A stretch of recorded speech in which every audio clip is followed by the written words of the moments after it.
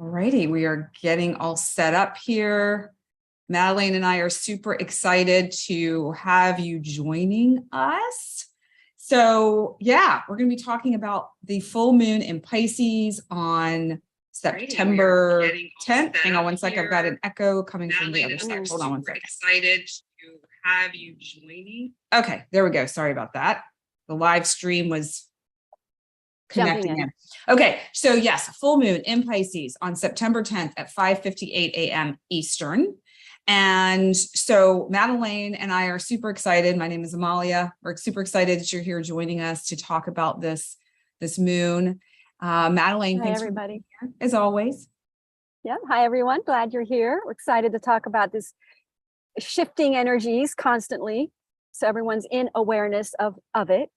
Yes. Helps. So I wanted to start today about talking about the moon cycle that we're currently in. So Madelaine and I come to you every Sunday before each of the moon cycles. And because the upcoming full moon is on a Saturday, this is the Sunday before. So we've got a little bit of time left in the Virgo new moon cycle. And just wanted to remind everyone what that energy is about, what we're experiencing. And, if you want to get a more in-depth understanding, you can always go back and watch our Virgo new moon live that is available on YouTube. So Virgo new moon that occurred almost 2 weeks ago now, or 10 days ago now. There was a square to Mars. Venus was squared Uranus. And the reason I'm bringing this up is because these energies had a direct effect on this particular moon cycle. So the square to Mars, you may have felt impatience, anger, impulsiveness. There may have been a little bit of sexual frustration, a little sexual tension. The Venus square Uranus, there may have been, and I know this has been the case for a number of people in my circles, tests of relationships, sudden changes of heart. And so, if you think about this upcoming Pisces full moon, there may be some highlights giving us you all more information about that leading into the Libra full moon, which is all about harmony and relationships. So just something to keep in mind. Venus, again, we think about that as the planet of love. Venus with an opposition to Saturn can create loneliness because of delays and limitations. So there might have been, maybe even within relationships, some sort of limitation. There might be a delay in moving forward in some way. So just be aware of that. And then the Mars square also forces us into moving into the quote unquote right direction. And so I would say the right direction would be the most aligned direction for us. That sense of moving towards what is truly ours, that's truly aligned with our soul's purpose here. And then retrograde planets, holy smokes. I'm sure Madelaine's going to be talking about that. We've got Pluto, Neptune, Saturn, Uranus, and Jupiter currently in retrograde, Mercury going into retrograde the day before. Oh, and Mars also in retrograde. Thank you for reminding me. I didn't have that one on my list. And Mercury going into retrograde the day before the full moon, which is also very interesting because I think that's also going to help align us a little bit. And then Chiron, even though it's not really a planet, also is in retrograde. So there's a lot of retrograde action. And the retrogrades, for those of you who aren't familiar, it's essentially a review of the past. We're reassessing, we're reevaluating, we're in that place of it's all the rewords, reassess, review, reevaluate. And integrating what we have learned so far. Because a lot of times when the planets are direct, we're going through a lot of stuff going forward, motion-wise, and then we need to stop and integrate what we've learned, what we've achieved. We need to reevaluate. So a lot of integration happens where you become innerly shifted with the outerly, as it were. But go ahead. I love that. That's so true. It's also a reset. We get to push the reset button, like you were saying, learning from the past and integrating those lessons into the present. Into the soul. It becomes a part of your soul. Yeah. Oh, I love that. Yeah. I love that. And then one small add-on to this going forward is and I can't remember if I'd mentioned this already or if Madelaine and I were talking about this earlier with this Pisces full moon, it's the end of a cycle. It's the final sign of the zodiac. And so there's a lot of completion energy that people might be experiencing with this upcoming full moon. And so sometimes that can feel a little uncomfortable. Sometimes you're ready to just say, okay, I'm done. I'm letting that go. I'm moving on. And sometimes not. So kind of depending on how these planets are landing on your natal chart. And if you have your natal chart with you. I'm really impressed, Amalia. You really picked up astrology since we've started doing this. You really are. You really are sort of like, I see it really integrating into you. You integrated these concepts really great. Thank you. Well, it's funny. It's for me, it's the logic and also the intuitive. I know the same with you, Madelaine, like that's how you roll. But I think for me, I just have a slightly different perspective, which is, I think, so awesome because then you come with your, so great. Yeah. I personally think that you can't have a wrong interpretation of tarot or astrology. I think whatever interpretation comes through for you is the message that is there for you. That is what you are supposed to sort of receive from it. I just think it's interesting to have many angles of views on a lot of things. Yeah. So, yeah, and absolutely. astrology is so much fun to do that with because it's not an absolute. It is up for interpretation, all of this. Oh, absolutely. So, absolutely. And then, I love that you look back and see it, how it plays out, because that really helps you understand how it works. Because when you really check back on how these transits played out in your life, you become much more connected to how this all kind of shifts in your life. You get it, you see. Exactly. And, I'm going to just let people know too, if you are interested, I don't have it with me the second, too bad I don't, but I have created these moon magic sheets, and it basically it's set up for everyone where you can print it and write on it, or you can fill it in digitally. So if you are interested, if you sign up for my bi-monthly love letters, I have a link only for those people who subscribe to my love letters to have these sheets. And the beauty of them is you can follow the moon cycle. So you have an opportunity to write just a few words about the last new moon and the last full moon. And if you're watching our lives or paying attention to my love letters or any of Madelaine's work, you'll have a sense of what these are about. And it gives you an opportunity to write a few words about that, and then write about what's happened since then. And then write your intention for this upcoming moon cycle. And what I find so incredibly helpful about this practice and this process is that you can literally see how the energies, these cosmic energies, these lunar energies are affecting our lives on a day-to-day basis that we may otherwise miss. And when you understand how they're affecting you and you understand what's coming up and have a general sense, you can navigate those sticky moments with a little bit more ease. And you have an awareness about what might be coming so that you can make different choices, more informed choices. We've got Mars in the mix this moon cycle. So there could be more accidents. So we've got accidents again. This has been at play for a little while. A lot of like moving too quickly, and it's reminding us to slow down. So if we know this, we can be a little bit more cautious on the road, for instance, or not rush from one thing to another where we might trip and fall and like literally injure ourselves. So it's having that sense. Like I've been telling my guy, be careful on the road. And because there is, living in South Florida, for anyone who's familiar, people drive like crazy fast here, very all over the highway.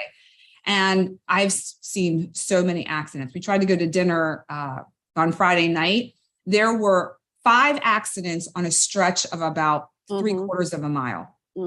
Holding up traffic on both sides of the road. So it's just Mars is in Gemini, so it's a very fast energy. It's an air energy. You might have noticed too, Mars rules the weather. So you can see the change in the weather when Mars went into Gemini. It got very windy all of a sudden, where I am anyway. Oh, interesting. In Vedic, it's in Taurus, but in Western, it's in I look at both because I can see it sort of play out, but I certainly noticed the wind kicked up as soon as the Mars went into Gemini. We got windy. And I was worried because of fires, and fires kind of started up as soon as Mars went into this windy energy. The fires kicked up. Before it was in Taurus, it was an earth grounded energy. Whenever, because I'm in northern Idaho, so fire season and when is in the summer, but when I've been watching Mars and how it impacts the weather, and it literally in Mars and Taurus, there was no fires because it was earth and grounded. Yeah. That's So fascinating. it is fascinating. And as soon as Mars goes into Gemini, we get this, it's a mutable energy, it's an air energy. And we're looking at people's minds racing. I can tell you have been affected by Mars and Gemini. I'm trying to remember aren't you Scorpio? You're ruled by Mars. People that are ruled by Mars, their minds are going to be going, like wild, like you are like way, whoa, like your energy is like chitty chatty today. Well, and the Which other, is good because you're ruled by Mars and it's in Gemini. so the funny thing is you're talking about Vedic or sidereal, so we don't want to confuse people too much, but we also have something called moon changes that occur. And I just went through a moon change. And in the sidereal system, I moved into Aquarius, and Aquarius is also air. So I've noticed I've had a lot of mental movement, things just clicking in really, really beautifully. And with that Aquarian energy, it's that outside the box, that really like big thinking and being able to see things in a different perspective too. So it's fascinating.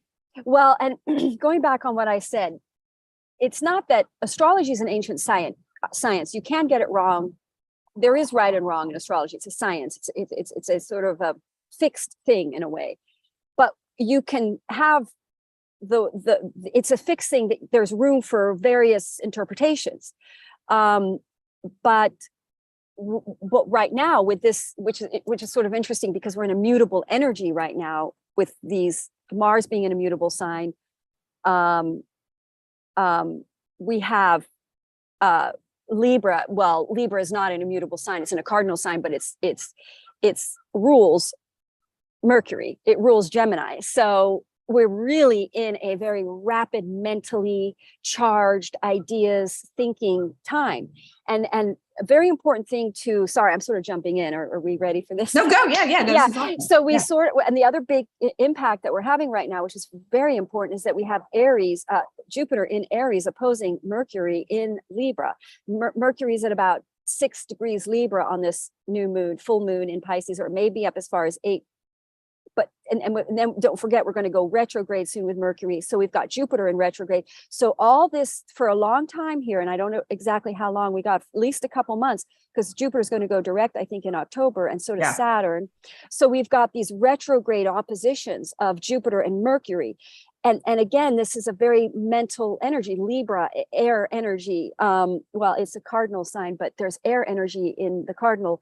So there's deep, reflective reevaluation, reassessing what we think, what we know, what's true, we had the nodes in Gemini a year and a half ago, and everybody was arguing about facts and medical stuff and vaxes and code and all that stuff. There was a lot of arguing. So now with Mars in that, there's going to be a lot of mental, possibly conflicts as well, because that shadow aspect Mars, it plays out often as well.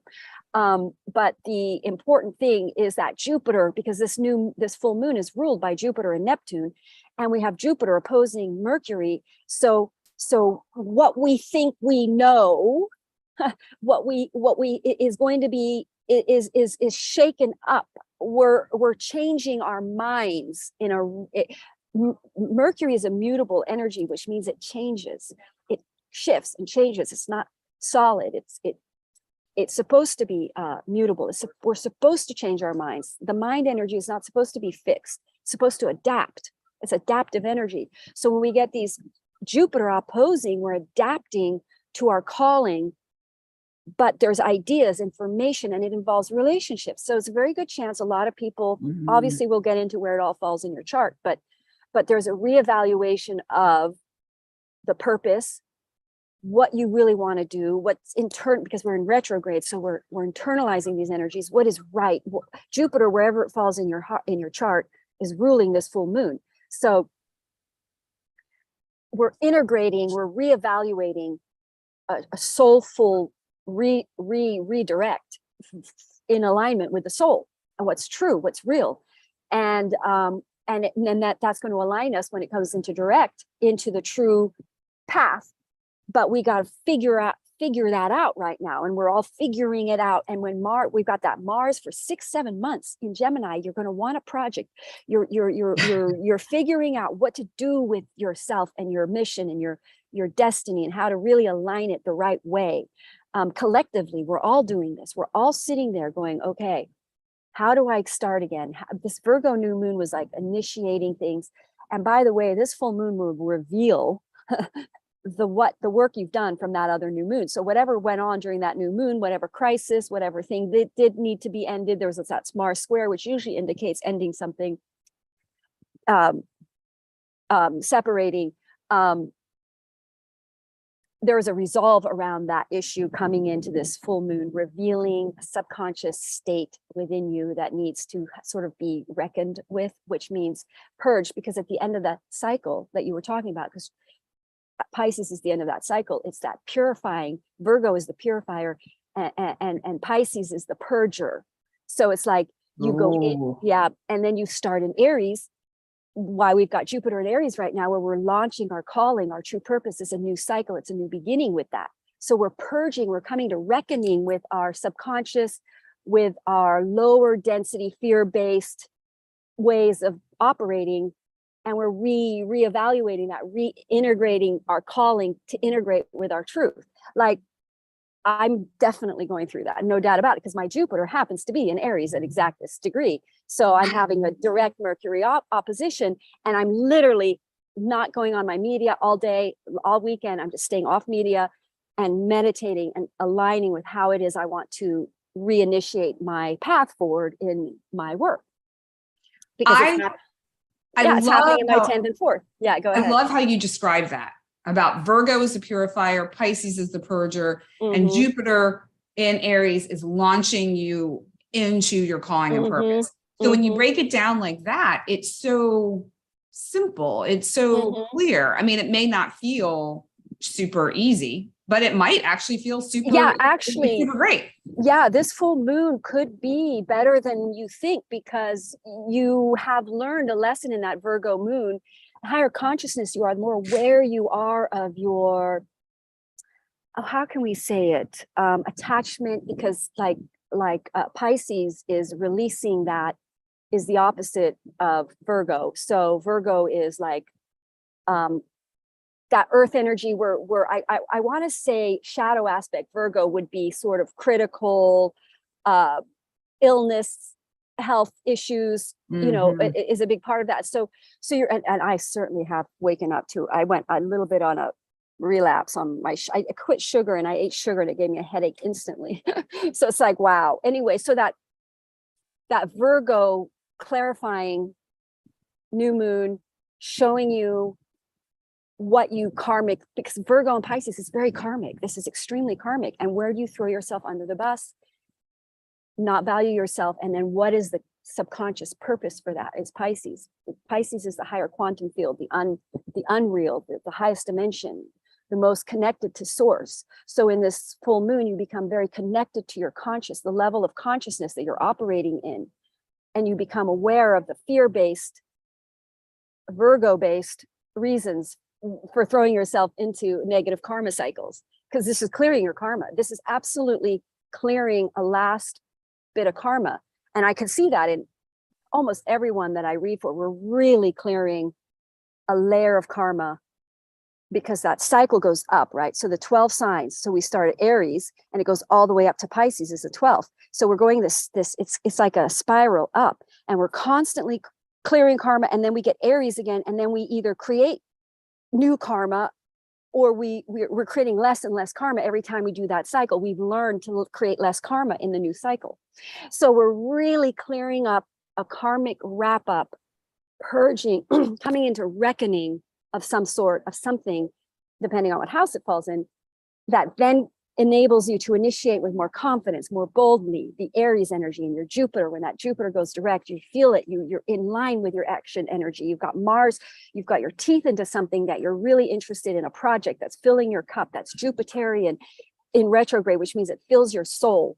And now when that Jupiter goes direct, we're going forward with it. We've got motivation, we're energized, we're excited about it. We've got ideas. Mercury came in opposition to get you in alignment mentally. So,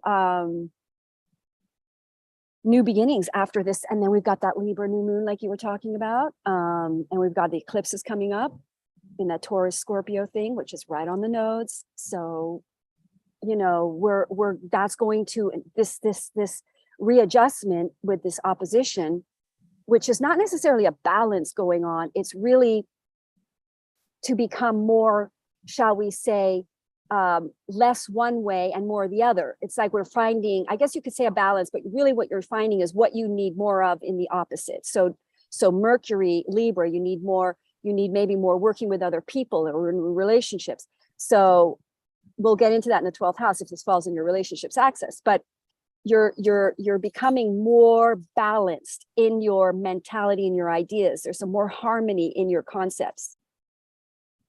Hope that's clear. Yeah, I think so.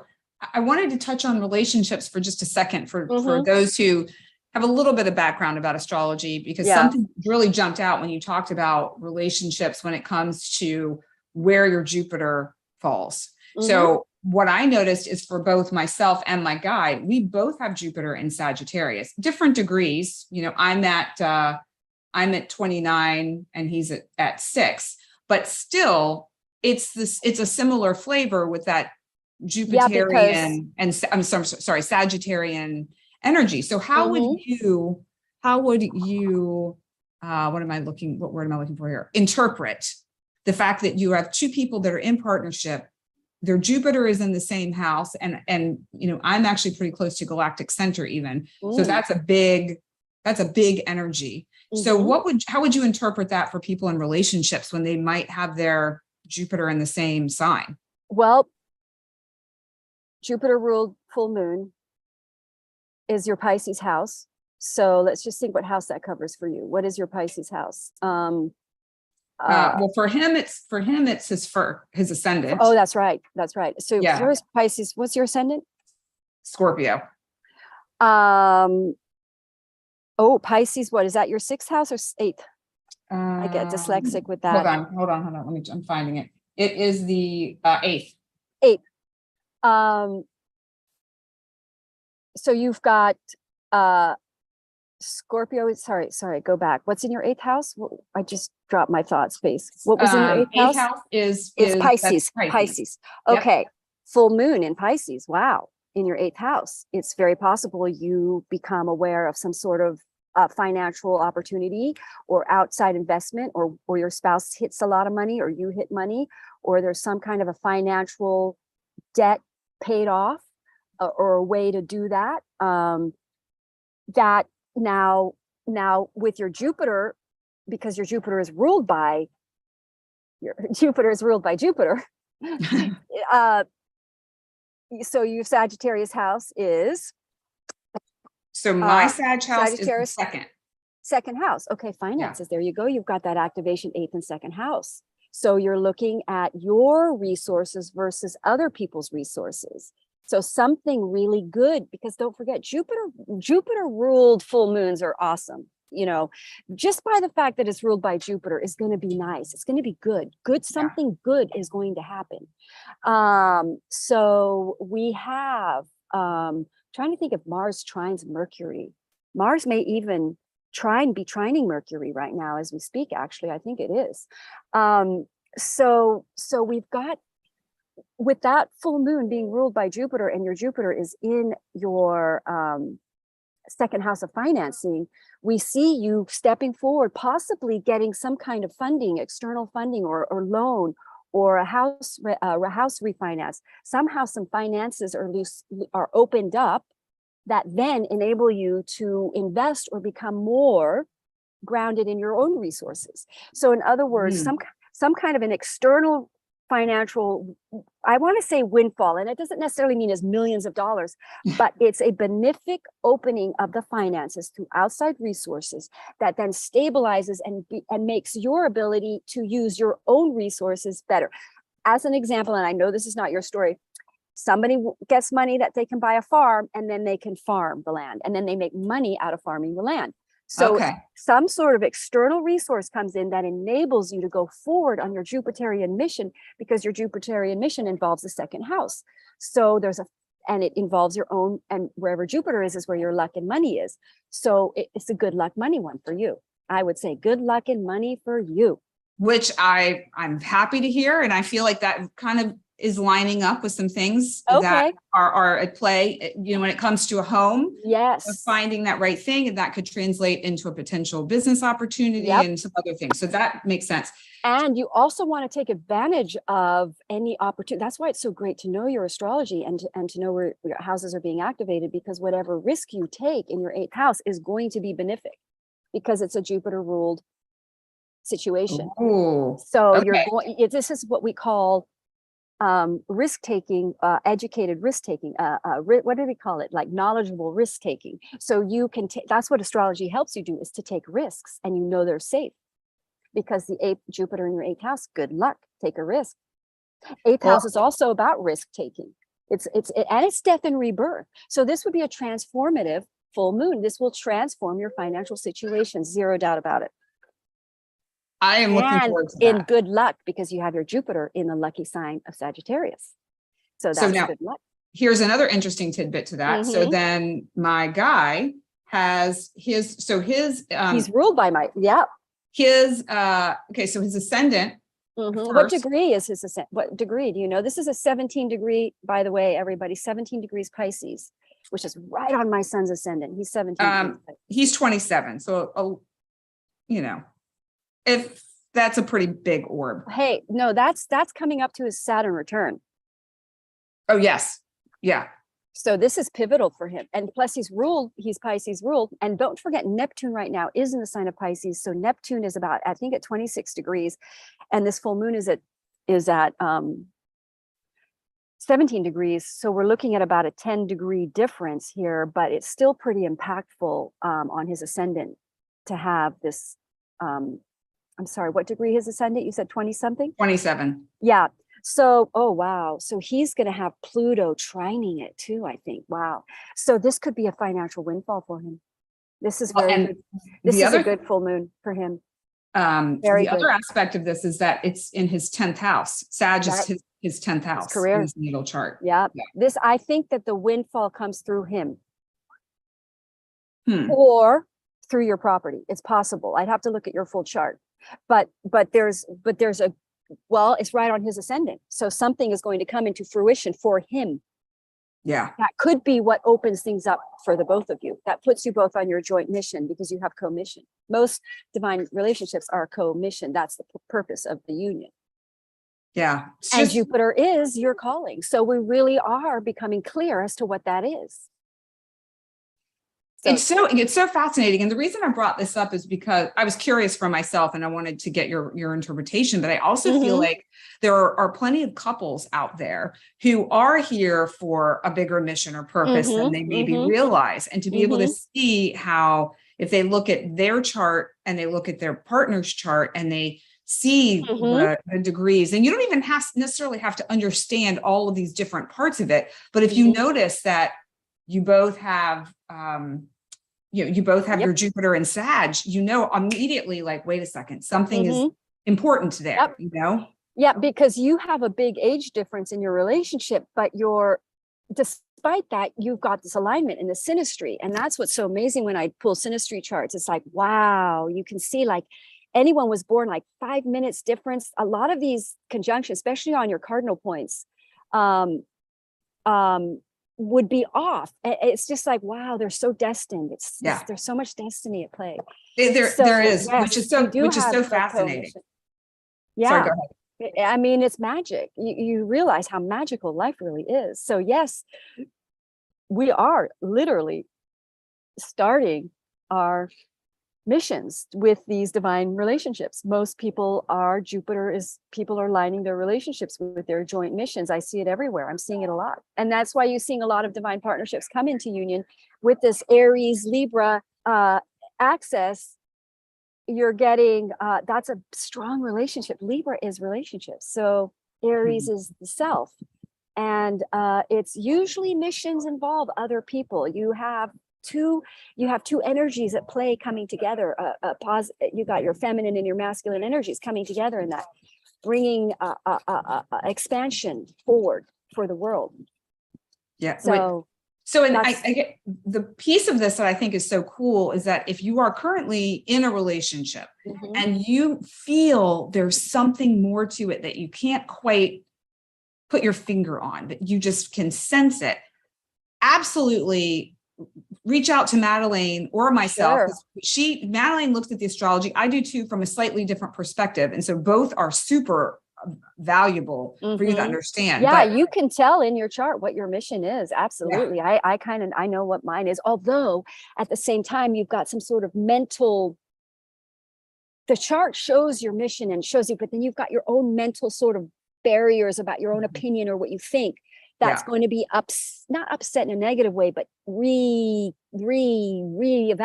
re-seen, re-understood, shaken up, mutable, change.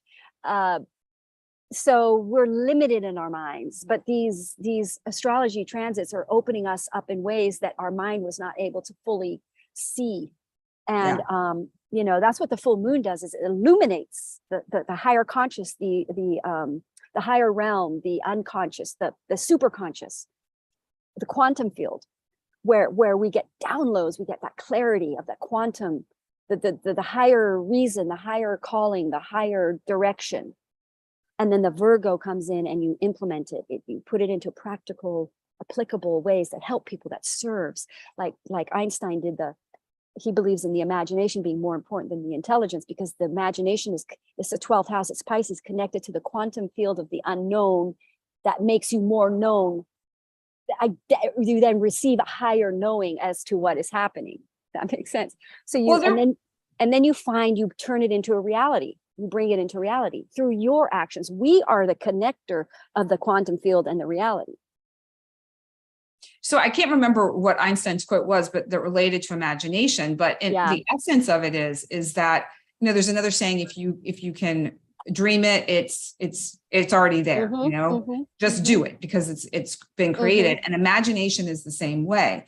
You know, it's almost, I feel like imagination is almost this little divine seed that drops into us at some point. And everything, if you think about a seed, everything that is going to be, everything that is possible is in that little teeny Mm-hmm. tiny seed. Mm-hmm. So that little seed has Mm-hmm. all of the information to become whatever it is, a tree, Mm-hmm. whatever.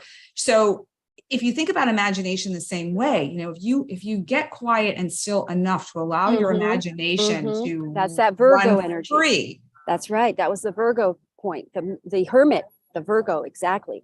Yes. Then you connect to the quantum field and you get a higher consciousness, higher wisdom, which you then now can step up to materialize a higher reality with, a better reality.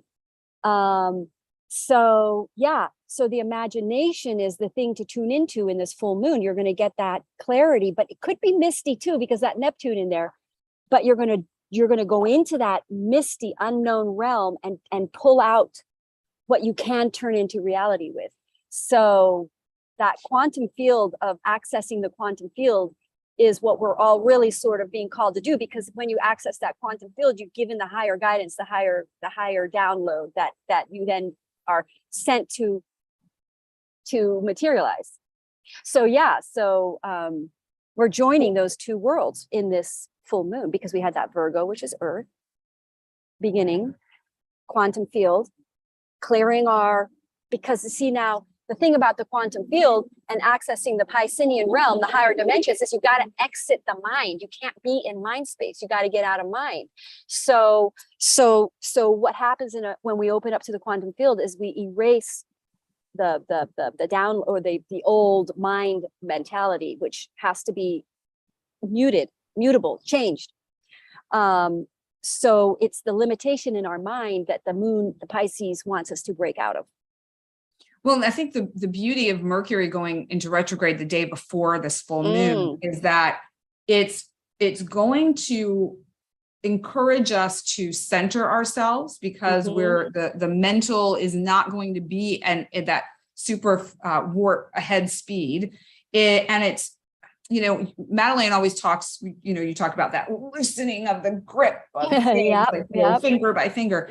This is particularly encouraging us to do the same thing. Yep, Go purging. be quiet. Pisces is intuitive. You mentioned that before, and our intuition is heightened.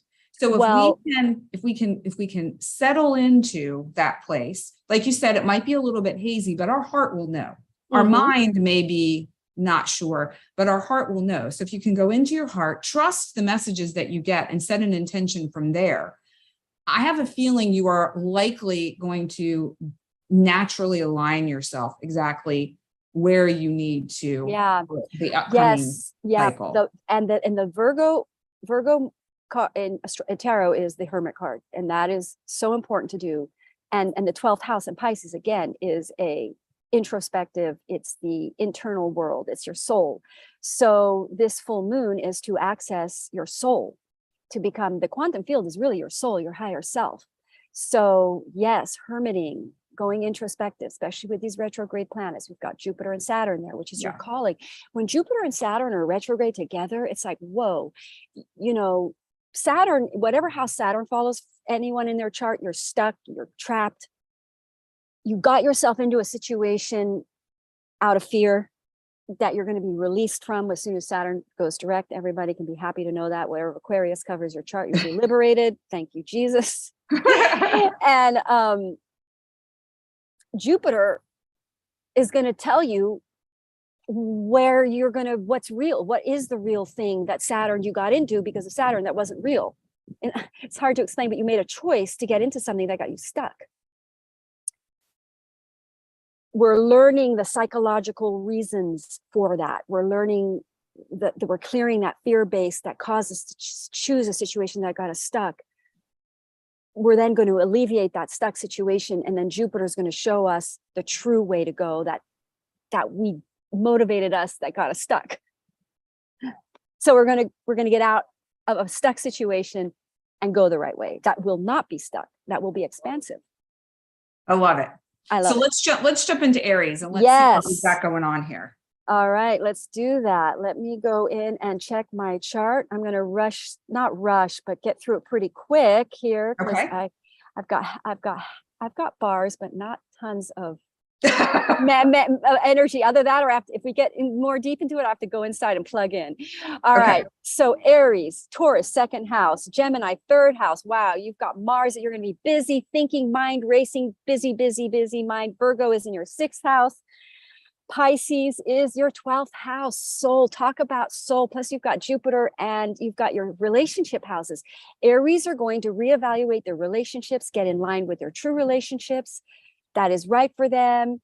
Mercury, communication, opening up. If you're not in a relationship, Aries, you're going to get in the right one finally. But also Libra has this problem. If I do Libra at the same time, Libra tend to want to get in a relationship no matter what. Even if it's the slightest little bit of a connection, they'll jump into a relationship and then they get stuck. They get stuck in these. That's why they have Aquarius over their fifth house. They get stuck in the wrong relationships. They got to undo, and they're going to get into the right one or reevaluate the relationship that they're in and take it to the right direction.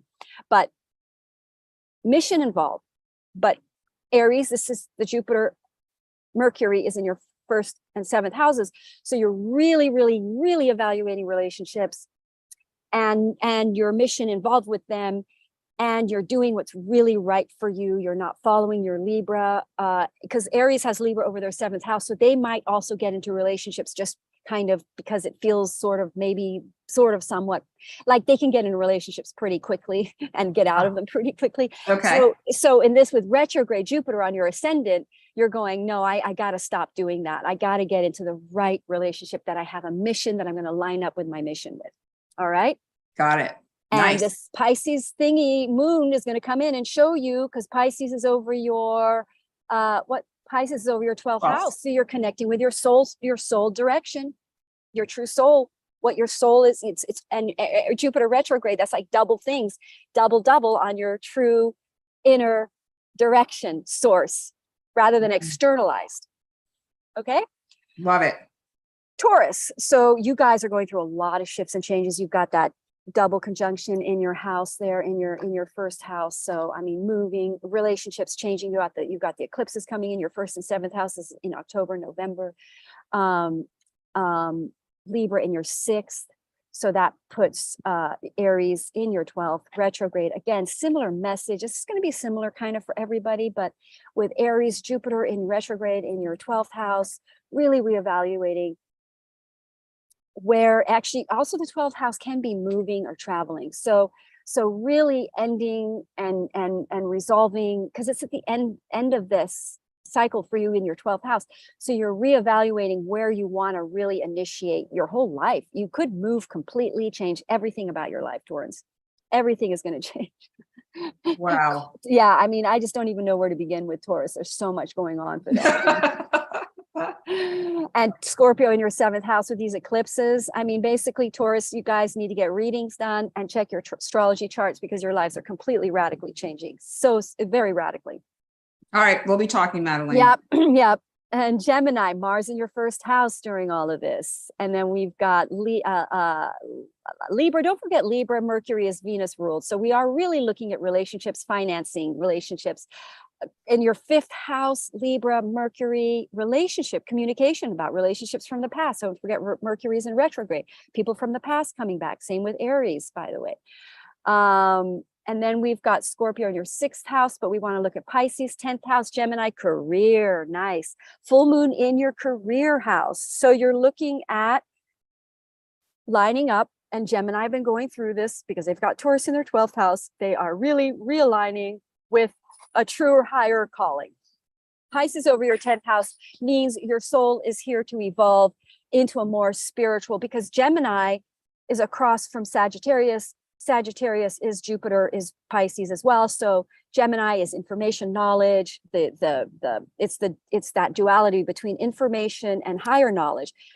Useful information is the Mercury information, the day-to-day information, the news, media, and then we get the higher consciousness information, the outer, the realms, the quantum field.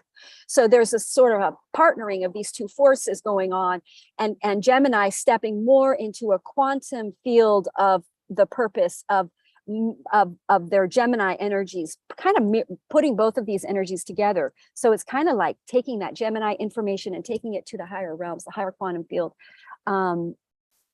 Something around that, higher calling, no doubt about it, stepping into seeing the connection between the two, the purpose of your information, the higher reason for it, what you know. Geminis know a lot. They're very intelligent.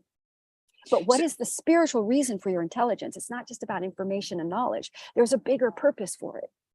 We don't just need knowledge for no reason. That's what Gemini are reevaluating. What is the purpose of the Gemini knowledge and information? So that we can apply the higher concept in our lives, or access understanding of the higher concepts. That makes sense. So you're talking about just in general terms, but we're still talking about Taurus, correct? No, sorry, I was on Gemini. Okay, I didn't realize. Sorry, guys. Sorry. I moved to Gemini. Did I jump really fast out of that? Yeah, Sorry, guys. I didn't realize that we had already moved to Gemini. Oh, I did that. Okay, too. so maybe That's that Gemini energy. Oh my gosh, I'm just like, woo, because I've got Gemini, my 12th house, but I've got Mars activating my chart in many ways. So my mind is absolutely like right now. Okay. So I don't know if I missed it. I don't know if I missed it. Okay, back to Taurus. So I was taking notes, but I don't even have that many notes written. So I don't You're know how right. I missed it. Pisces 11th house for Taurus. Sorry, you're right. You missed that part. Pisces 11th house. So friendships, internet, media, connecting to the world, tribe, connecting to your true tribe, that has your calling involved, because Pisces is going to be your mission, your true, if you have Pisces, whatever house Pisces in is where you're here to sort of step and be Jesus, as it were. I know it sounds really corny, but we're all here to elevate each other to a higher consciousness. So wherever you have Pisces in your chart is kind of where that focus is. So it's in your 11th house. So it's through the tribe, social media, that you maybe are called to raise consciousness and step into your guru mission through the tribe, through social media. You may end up, but also this is the full moon will bring something to fruition in your 11th house, which could be a project involving a tribe group or social media, or coming out more into social media. But that Pisces energy, it's that taking that Gemini information and that Pisces information and bringing the two worlds together, which is what the Gemini information is, to help us fully integrate the higher consciousness energy. Okay, so does that make sense? I think so. I just want to make sure. So you said for the Taurus, Gemini, Mars is in Gemini in the first house. Is that correct? Did I have that? For Taurus, Mars is in Gemini in the second house. Okay, so then that was financing, ideas around money. Mars are going to be working very hard on a project.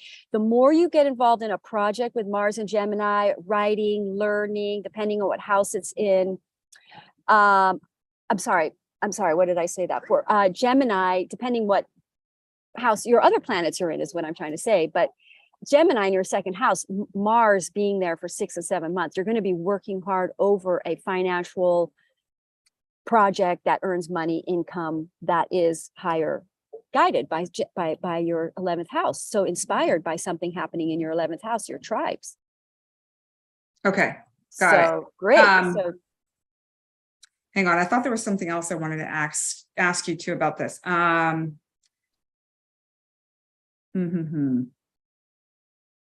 All right, it's gone for the moment. If I think of it, I will. It was a clarification point, I think, that I was going to ask. Yeah, I jumped. I really did jump over that. I've got that racing energy with that Gemini. I can't believe it. Okay, so now we're actually talking about Gemini. Okay, so back to Gemini, you've got Mars in your first house. So it's going to be very intense with Mars in your first house in the sign of Gemini. It's like mind is going to be active. You really want to put your focus in on a project. That is, again, your soul related, something that really works, that's real, because you've got Jupiter reversing in your 11th house. Also, friends group. I got contacted by a good friend of mine that's Gemini, and you've got Mercury in retrograde. So you're going to be involved with 11th house, Aries, Libra, relationships, friends. You could get into a relationship, but also this, again, it involves your mission. So ideas that are more soulfully connected. Taurus is finances, relationships. It's the same message, very similar, but this is Gemini are going to be very, very motivated, very competitive, very possibly shadow aspect. You could get into fights. It's in the third house, so you might get into arguments, conflicts, and things can happen. Remember, wherever Mars is, there's a shadow aspect. So Gemini are really going to stand up and sort of fight for a higher mission involved in their life. They may come into conflict with people. They could start writing about something or start a business, because this is in their 10th house of career, Pisces. So they're really stepping up to a more higher calling. So so this is in Pisces, I'm sorry, for Gemini. Gemini, yep. 10th house and for Pisces? Yep, they have Pisces 10th house. So career, Okay. soul, a higher calling. Balancing or not balancing, but finding the mix of the Gemini information, knowledge, information that inspires them. They might want to step forward and be more inspirational figures in the world for a higher spiritual message. Gemini is about information, knowledge. And so their Virgo is in their fourth. So yeah, this also fourth. has some movement potential for them, moving. Yeah, moving, reestablishing home, property, family, real estate. Okay, yeah. So, all right, got it.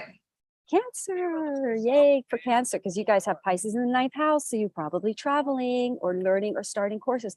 I'm going to start learning. I'm going to start some further studies in my astrology.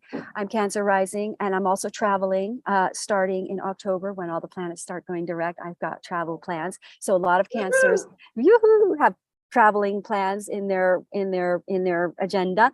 They have the Aries, Jupiter in their 10th house, Libra in their 4th, moving, real estate focus, property, career, access. Again, similar, something happening in your 4th house, influencing your career, ideas, and with Pisces, but also travel. So for instance, you could figure out a way to teach and travel, because also 9th house is teaching, or to take a course and travel. And with the 10th house, Aries retrograde, some kind of a project from the past. And actually that is happening for me. I do have a project from the past opening up at the same time, kind of revising, redoing it. That is more of a career, because I'm going to be doing more workshops. And that is something that really enables me to travel, because I can do workshops online, which is really fun. And fun. Yeah. So, but also 4th house would indicate ideas, information, knowledge, planning, and maybe partnering with somebody around my fourth house, which is actually true. I sold half of my property, and now I have sort of a new relationship with a neighbor who I love. It's great. And we may be talking a lot and planning some things on the property together. So Yay! yeah, Congrats. and really reevaluating my cancers are really reevaluating about because their career, how they speak in their career, like I'm kind of coming up with some new ideas around my YouTube channel, and that's my career. And Aries, Libra access, it's like that how to communicate, how to involve other relationships. And I'm actually starting to work my projects with another woman. We're gonna do them together, or some of them. So you're really reevaluating your career.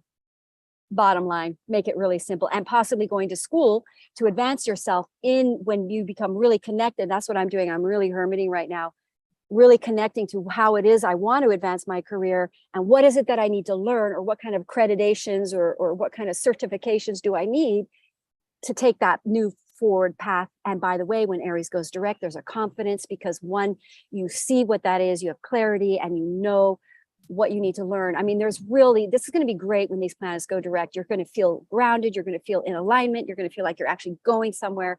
Your energy with Mars there in Gemini for you guys in the 12th house, soul connected project. You could be in the country. You could go be very isolated and write and work on a project with someone, or plan, or travel 12th house and send and educate and give out communication.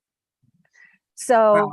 really great. This is like, we're really taking a little moment in that Pisces energy before we go into the Aries energy. So clarifying what it is, how you're going to step forward when those planets go direct.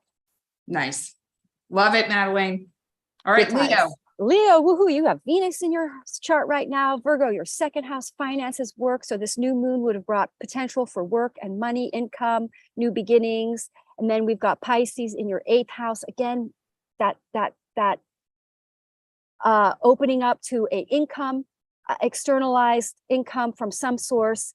That is great because Pisces is lucky, ruled by Jupiter in your 8th house. Finances, some luck, you either pay off a debt, you get financing for something, you marry somebody, you get into a relationship, and they have money and they can support you for a while you perfect your Virgo new thing in your 2nd house, your new beginning in a financial project. Mars in your 11th house. Wow. Going into retrograde, possible working or finding information through the internet, going to school or getting information, or becoming a journalist. Gemini is all information. Or you could step into sales. Gemini is sales, by the way, too. So maybe in the 11th house, you get online, you know what you want to sell or give off information. Or a new tribe, you meet a new tribe, you start communicating with new tribes. Something opens up over that 11th house with Mars there for 7 months, and Aries in your 7th house, Aquarius in your 7th house, Aries in your 9th house, travel opens up possibly. New moon, full moon in your 8th house. I have, my son is Leo. You could get funding for a creative project. Leo's very creative energy. Funding again for, my hand is going, yes. I have this thing where I have a hot hand and it tells me when I'm in alignment with what I'm saying. Oh, wow. That's cool. Yeah. So for Leo, you've got 8th house, higher consciousness, awareness. Also, the 8th house can be a challenging full moon. There can be fears. Anyone that has any Pisces in their 8th house, some deep issues, some deep fears come up to be purged that you get over, that maybe you're deeply afraid of finances, you have controlling issue with money. And then with Pisces, this full moon, you let go, you see what that fear is, you become more devoted, more believing in God, more trusting in faith. That happens too with 8th house stuff. You let go of your control of fear around finances, and then you become kind of lucky in it because that fear block is gone. Where's the 6th house for Leo? 6th house Capricorn, you have Pluto there, and you've got Saturn in your 5th house retrograding. So you've got Pluto in your 6th house, health issues coming up, deep stuff that you're doing wrong that's not good for you, that comes from a past life, possible habits from past life you got to evolve out of that are not healthy. I The say reason I top five asked, because Pluto is always involving a deeper soul source issue. yeah, the reason I And ask is I've had a couple of weird health things come oh up, yeah, health stuff. and they feel very much connected to something old. And they're, Interesting. yeah, and there are definitely areas where, as a mom of four and having to take care of four kids for so long, I felt like, you'd have to ask them for sure, but I feel like I was really good at it, taking care I of bet them. you were. Yeah, Leos But are good parents. Yeah. but now when it comes to myself, kind of living, doing my own thing, now I'm having to take care of me. And I'm like, yeah, I'm fine. I don't really. Interesting. So completely, I feel like I've neglected my own self and my own care.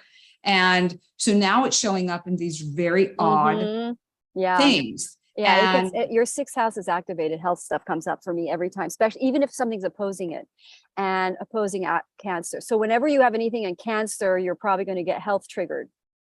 But also your moon, if we put your moon on your ascendant, your moon will indicate a lot of health stuff. If you put your health, it's good to know.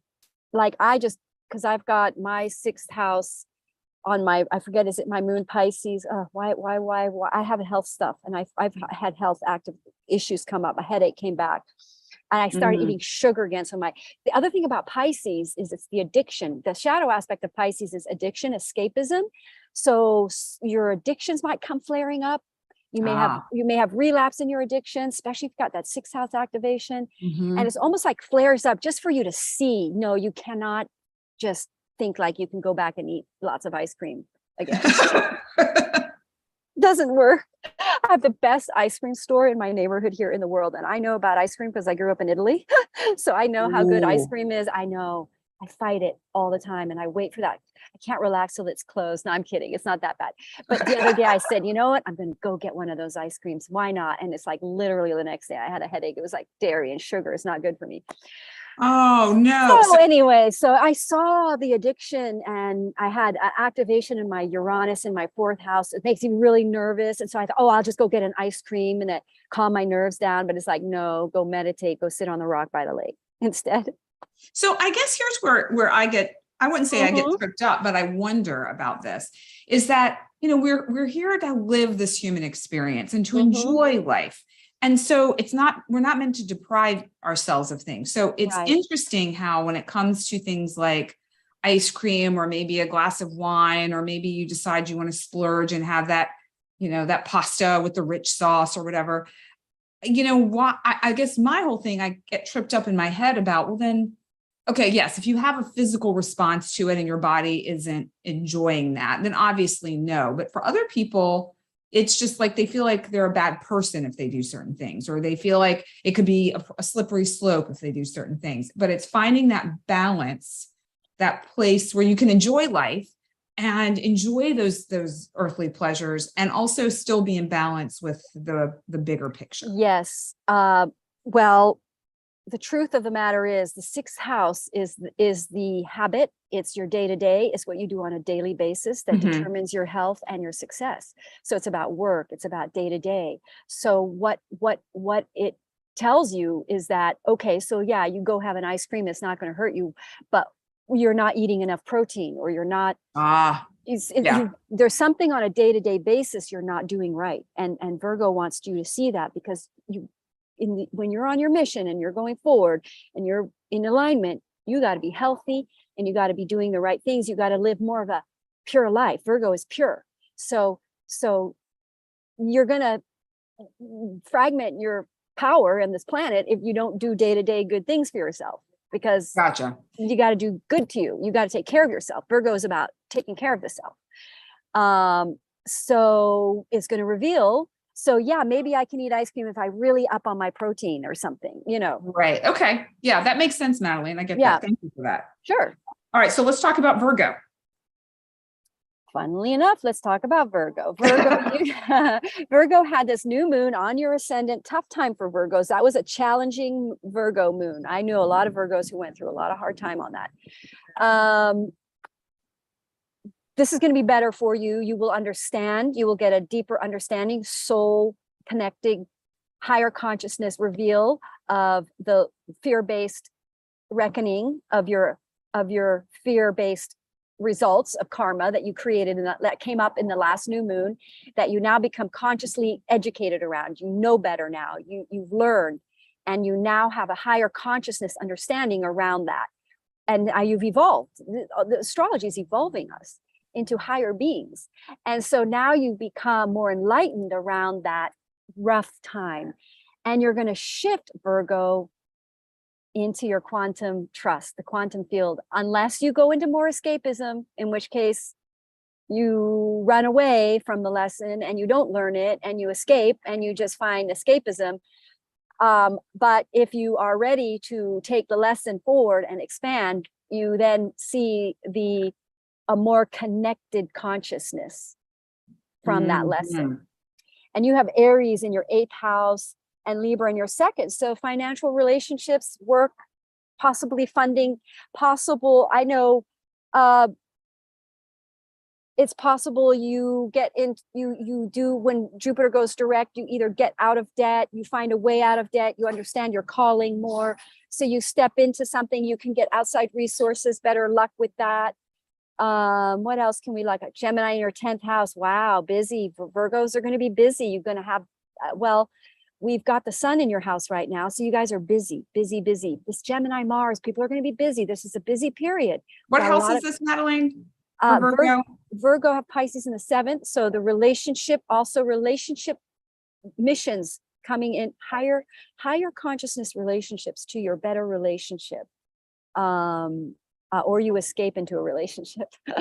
But mostly you become higher consciousness in your relationship dealings, how you manage your relationships, because the Virgo new moon would have probably played out whatever was toxic in your field of, it would have played out in relationships because you have the Pisces Virgo axis in your relationship houses.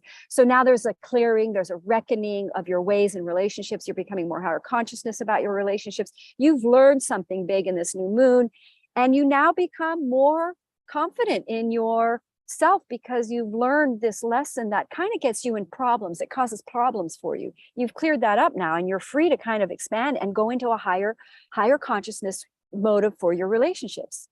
It's clearing karmic relationships, if anything. It's karmic relationship energy for sure for Virgo. Yeah, feels like that. I agree. And it's not an easy one for Virgo, but you're going to feel happier afterwards. You're going to become more purified. Right. Yeah. In your motives in relationships. So now we ready for Libra? Let's go to Libra. Libra, you've got Mercury going retrograde in your 1st house, communication, relationships from the past, Jupiter in your 7th house in retrograde, relationships from the past. A lot of Libra I know are ending relationships and initiating the right relationship, the true one, the real one. They had no fun lately because they've Saturn in their 5th house of relationships. So they've been in the wrong relationships or ending the wrong relationships or reevaluating or gotten stuck in a superficial relationship, which they're now clearing and moving on from. But there's this Aries in their 7th house, the right things, they're lining up. Pisces, full moon in your 6th house, work or health. So they're aligning their mission because their relationship house, they're going to be in the right relationship, which then aligns them in the right mission in their 6th house, which then opens up the stuck situation in their 5th house, opening up for more fun, more good times. And Mercury, the writer, Libras are often writers. They're the mind, they're the genius minds of the earth right now, the world. So projects coming in, communications, writing. Mars is in your 9th house, possible travel for Libra too, writing and travel. But relationship adjustments, big time for Libras. Oh my, you will change your relationships or you will know the right relationship to be in. Clearing that your karma though is in your 6th and 12th houses. Yeah, so you're really clearing your motives for the relationship, which tends to be not wanting to be alone. But Libra have a real problem they step into relationships often without it being the right one. They step in just as like, oh, you seem nice, let's get in a relationship,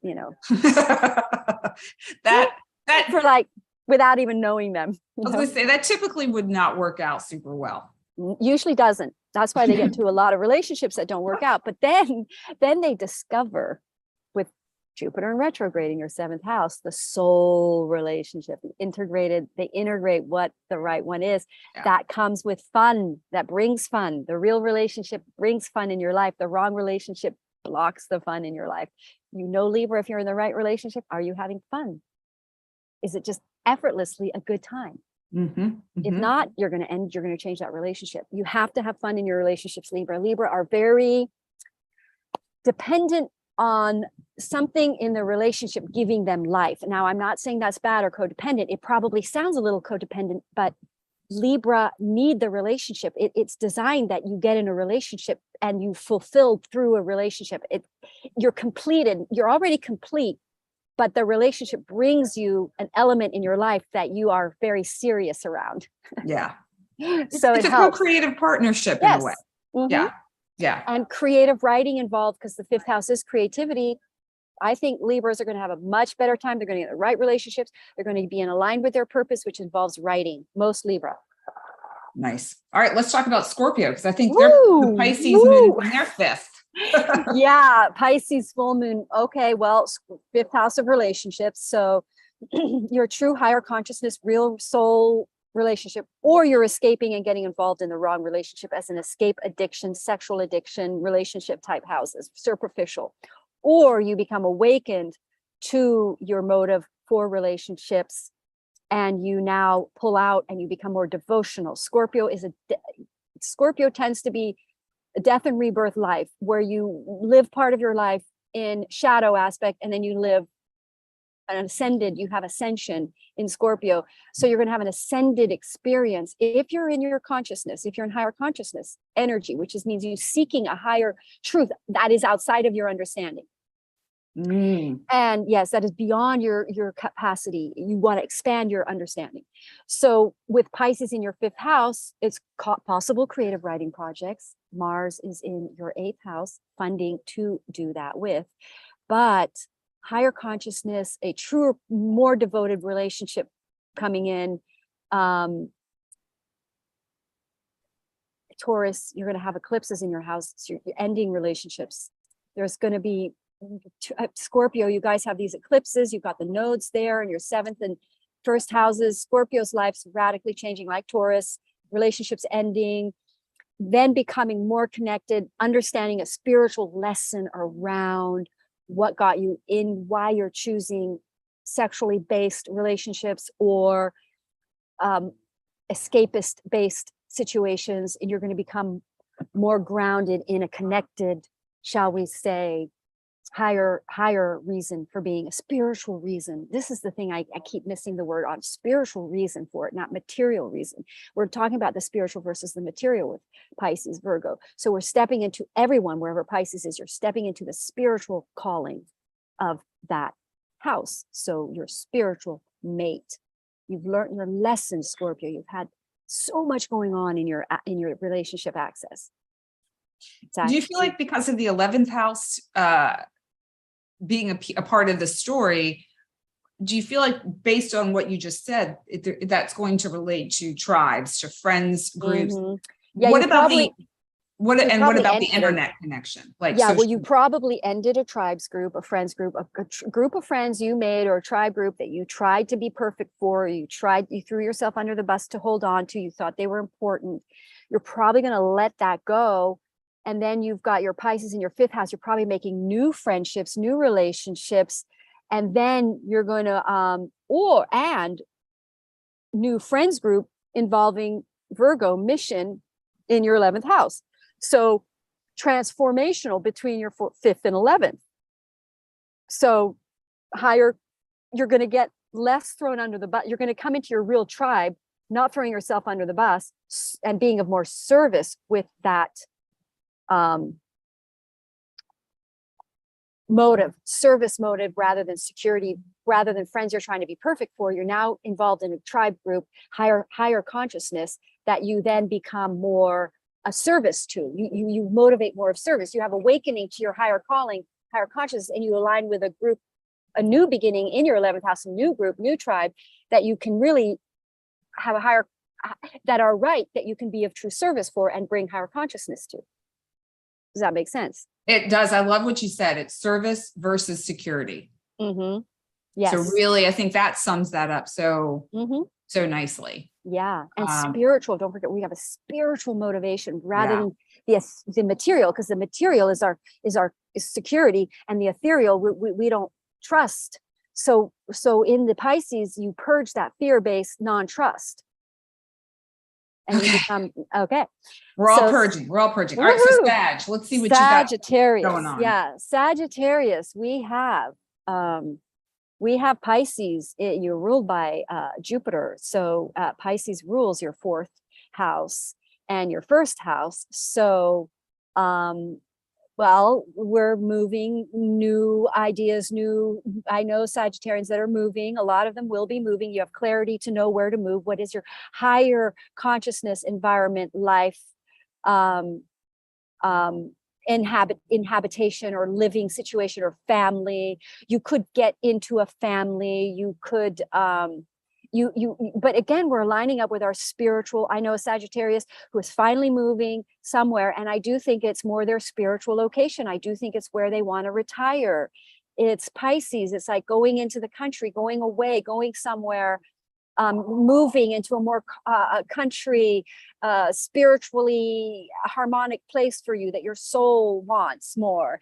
And you've got Aries in your 5th house, so very possible relationships from the past that are your true fun relationships, fun time. When Jupiter goes direct, you could have more fun. You could align with the right friends, relationships. Virgo is in your 10th house, new beginnings in a career. Now Aries is your 5th house, so relationships. And Gemini in your 7th, a lot, partnering in a relationship. Gemini there with that Mars, they're taking a lot of action to co-create in a relationship, but it's a good chance you're going to move. It's a good chance you get into a relationship if you're single, and you then it's kind of the same message all around, honestly. 11th house, Libra, Jupiter, 5th and 11th relationship tribe coming together. 7th house, working hard on a mission, moving. Pisces, where is your Virgo? In your 10th house of career. I mean, it's kind of a cardinal cross for Sagittarius. So what's really striking me, Madelaine, with all do have a cardinal the signs that you've been talking about is that it is a lot of the same theme, and it's all of the big aspects of our lives: relationships, health, career. Yes. Sagittarius, we're looking at 4th and 10th, 7th and 1st. That's your cardinal points. That's all the there's another word for it, and it's blanking on my head. But anyway, these are very pivotal points in your chart. When you have cardinal activations, Gemini and Sagittarius are having the cardinal activations. When you do that, you really are seeing a big life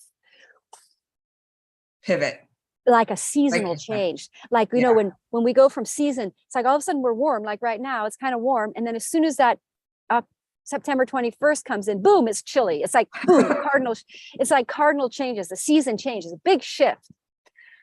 Sagittarius, you're going to have a big cardinal change in your life. And I'm Sagittarius sun, so I don't mind that. I like changes. Fixed signs don't like it. Yeah.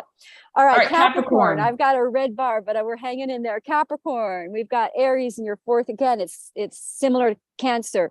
7th, 4th, and 10th house, shifting, moving. Pisces is in your 3rd house, so possibly starting realizing something about your communications. Gemini in your 6th. Wow. Busy time, Capricorn. Higher consciousness or escaping, because Pisces shadow aspect would be escaping and busyness and avoiding dealing with something. Virgo in your 9th house, possibly beliefs shifting, but not being able to escape, and now realizing you need to become more spiritually, learning about spiritualism, communicating about spiritualism, or understanding it, but also starting possibly a business, entrepreneurial venture that is more higher consciousness as a result of you now having a new belief system or having a new motive. Even just motivating from a new shifting your motivation opens up possible travel too, because you've got Virgo in your 9th house.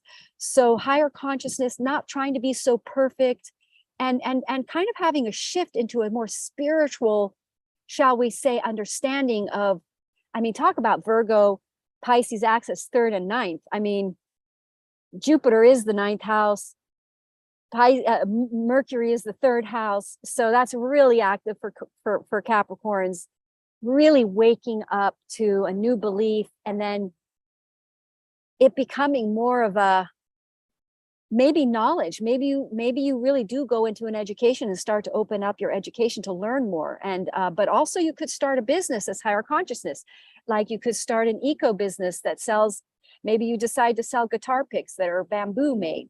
So you're going to, all of this Pisces energy is more spiritual, more higher consciousness, more trusting in the universe, that if you do something that helps the world and makes the world better, you will be successful. Trust that. If you expand consciousness, expand Jupiter, is make the world better for everybody else, you will be successful. So they come up with ideas, Capricorn, of how to do that. Ideas is the 3rd house too. I love that. That feels really good for Capricorns, who tend to be kind of like the work hard, but also they're like, they can be the wah people. They don't feel like they can do certain, like they feel like they have to work so hard all the time, and that doesn't always work out for them. And then it's like, you feel like, oh, what did I do all that for? And right. Because really 30%, 80%, 30% of your effort creates, only 30% of your effort actually takes you anywhere. So 70% of what you do action wise to get yourself forward doesn't do anything, like is just like null. So this is the energy of finding out what is that 30%? And that's what Capricorn are going to see.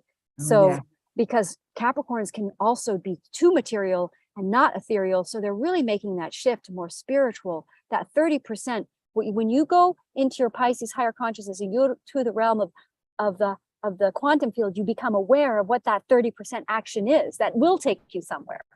So that's kind of what will happen for Capricorn. Nice. And that Taurus, So don't forget, Taurus over your 5th house, you're going to have a big breakthrough in a creative project or relationship. Okay, Aquarius, you are our leaders into the new earth. Pisces, your 2nd house. Finances, Virgo, your 8th house. New beginnings, again, similar message that we had for Leo. Some kind of new beginning, clearing karma around your financial houses. So it's a karmic reckoning. It's basically using debt for a higher calling, using outside resources to bring you to your higher mission, your higher purpose, and a way that you can earn money now. You have more faith in some sort of project going forward. 5th house, creative project, that, or children or pregnancy, that is your mission, that is your spiritual reckoning. You want it. It's spiritual. It's your soul. And you become very connected to how to earn money in a way that is more soul aligned and spiritual. And it's good. It's good. Money, an opportunity could come in, a shift in your how you make money. Full moon revealing a new way of earning money. Then maybe you do have to study or learn, or how to, because Virgo, maybe you have to get a student loan or some kind of a loan enabling you to study or learn in order, or you have to have a business loan to start this business. 3rd house, Gemini is businesses. A lot of people might be starting new creative businesses, new creative ventures, and you get money to do that with. And then that it creates a very higher consciousness way of earning money. That's good for the earth. Maybe you were earning money and it was in a way that you don't like because it creates pollution, and you're very conscious. You become very conscious. You're Aquarius. That means you're a new earther, and you now want to earn money in a way that doesn't pollute. Okay. Or you don't like that way of working. Some people are doing that. They're quitting jobs that are not good for the earth. Yeah. That's good, because, and you're trusting that God will support you in that, because God wants us to save the earth, and he will. The spirits, the soul, the universe will support you to help fix this planet. No doubt about it. Aquarians are here to do that. They're taking us into the new earth. Yeah, that they are. They are. Those Uranus great awakener people. Yep. And plus you've got your planet in the sign of Taurus, your ruling planet, plus you've got Saturn on your ascendant. So you've been stuck. You've been held back. You've been blocked. A lot of your forward progress has really been blocked. But now that's going to open up, this full moon coming in, showing you how to earn your money in a way that's consciously more in alignment with your higher calling.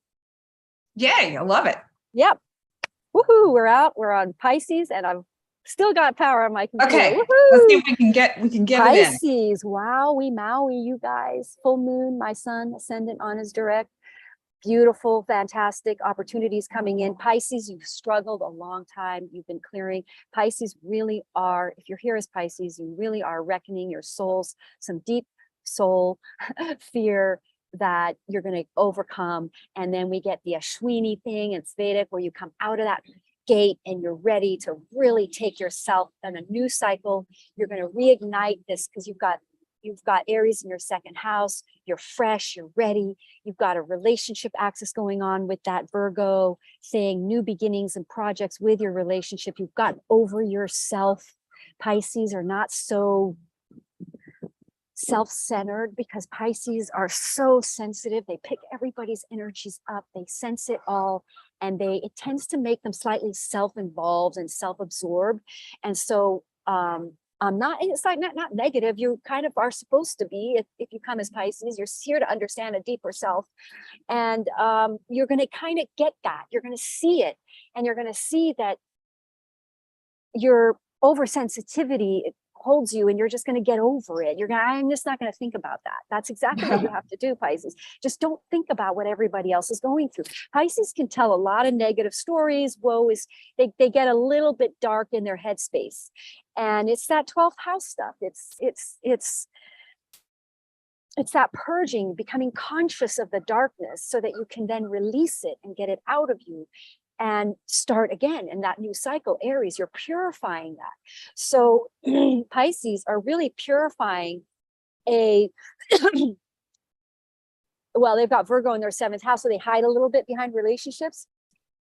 So you're going to come out of that. You're going to come out and say, all right, I'm coming forward. I'm going to start. I'm Aries, bold, new initiations in my finances, in work, in career, involving relationships. And then let's look at Gemini in their 4th house, again, moving or building a project. But most Pisces are creatives. So at home, writing, preparing a project, Libra in your 8th house, writing, applying grants, maybe applying for grants or ideas, or a relationship, because Libra is relationships with somebody who will finance or enable to support you financially for a while you take, or you get outside funding. But also Libra could be fears involved, attachments to relationships. So Pisces have a bit of an attachment fear issue in relationships.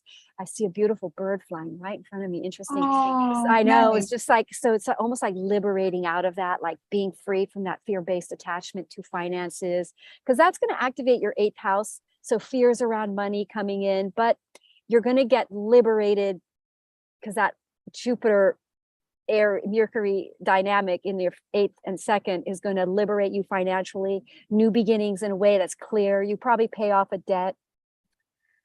So now Sagittarius rules your 10th house of career. So it's activating your career house, this full moon, and your 1st house.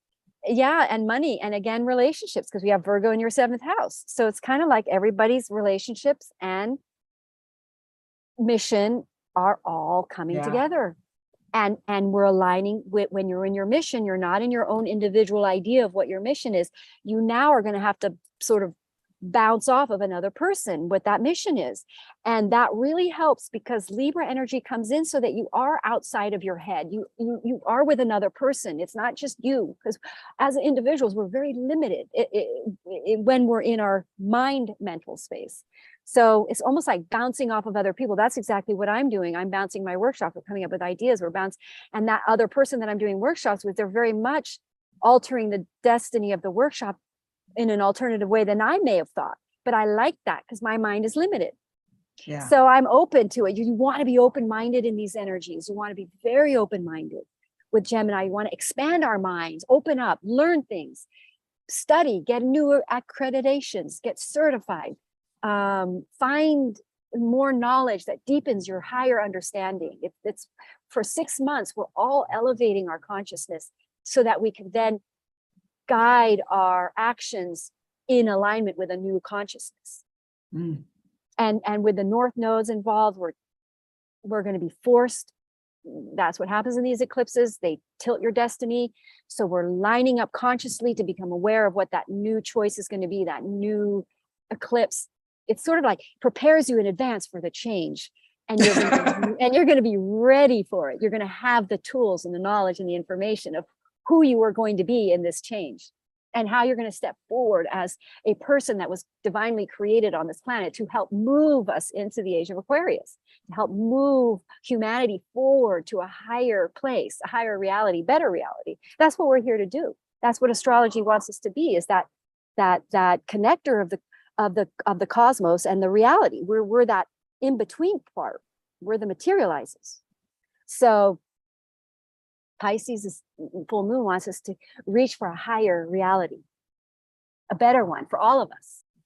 And you're part in that for all of us. How can you be a part of that growth in the world? It's great. It's a great time to be alive. Wow. I feel like I know. I rest my case. Yeah. You were standing up there on the mount giving your sermon. Law. That's my Jupiter in my 10th house of Mercury opposing it, reevaluating and kind of also stepping into your mission, not just about work. Like it's when you live your Jupiter, because this is a Jupiter ruled full moon, you're not just doing work for money and creating security. There's a bigger life. It makes you feel alive. You feel like you're connected in the cosmos. You're part of the new growth. And that's what's fabulous. You feel alive. So that's the way this moon is going to shift us. We're not so earthly based, going more spiritually based and feeling much more aligned with the guidance that full moon will bring you, a higher guidance. Yeah. So yeah. So I'm impressed. Madelaine stuck with us. Her battery lasted. We had powerful Wi-Fi connection. This message was meant to come through loud and clear today. And I hope that everyone enjoyed our conversation. Please leave a comment. Let us know what your thoughts are. We'll be talking more. Oh, we lost Madelaine. All right. So we made it pretty far. So we'll be talking more about these upcoming moon cycles and what is to come for the new moon after this full moon. It'll be really, really interesting. It'll be interesting to see. And one other thing, I want to just leave you with this, the place of contemplation for you, for this moon cycle, for this Pisces full moon. Fill in the sentence, I believe blank. So what do you believe? What are your beliefs? Where are you stepping forward? Where are you moving to? And here's Madelaine back. We'll let her say a quick goodbye. Let's see if she's here. Are you there? Yes, I think I spoke too soon. I was just wrapping up and signing off, so I'll let you have an opportunity to say your goodbyes, Madelaine. Thanks. I'm doing a retreat up here end of September. So if anybody would like to be if anyone's in the Pac West area, North Pacific West, do join us. We have a retreat coming in. It's very astrologically, spiritually centered to help everyone progress. So yes, and if you would like a reading with me, my email MadelaineParker111@gmail.com and Instagram handle MadelaineParkerInsta. Thanks, Amalia, for me. And absolutely. And Madelaine's information is in the notes below. So if you want to reach out to her or me, you have all of our contact information there. And if you're interested in her retreat, do reach out so you can get some more of the scoop on that. And for now, we will say thank you again. And we'll sign off, and we'll see you back here in 2 weeks talking about the Libra new moon. All right, everybody. Bye. All right, everybody. Thank you so much for tuning in. Thanks, Amalia. Lots of